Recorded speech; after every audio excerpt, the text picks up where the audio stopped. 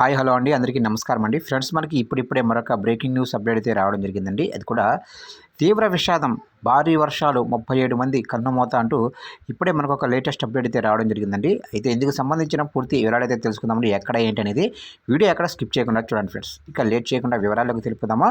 ఇక్కడైతే చూడండి ఫ్రెండ్స్. ఇక పాకిస్తాన్లోనే ఆక్రమిత కాశ్మీర్తో పాటు బలూచిస్తాన్, ఖైబర్ పఖ్తూన్ఖ్వా ప్రావిన్స్లో భారీ వర్షాలు కురుస్తున్నాయి.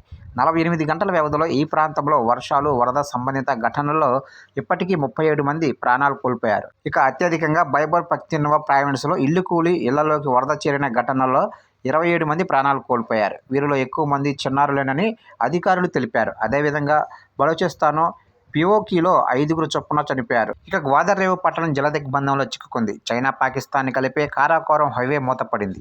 చూశారు కంటే మొత్తం మీదుగా పాకిస్తాన్లో పలు ప్రాంతాల్లోనైతే భారీ వర్షాలు అయితే కురుస్తున్నాయి. అయితే గడిచిన 48 గంటల వ్యవధిలో దాదాపుగా 37 మంది అయితే ప్రాణాలు అయితే కోల్పోయారు. అయితే దాదాపుగా చనిపోయిన వారిలో ఎక్కువ మంది చిన్నారులే ఉన్నారని చెప్తున్నారు ఫ్రెండ్స్ అధికారులు.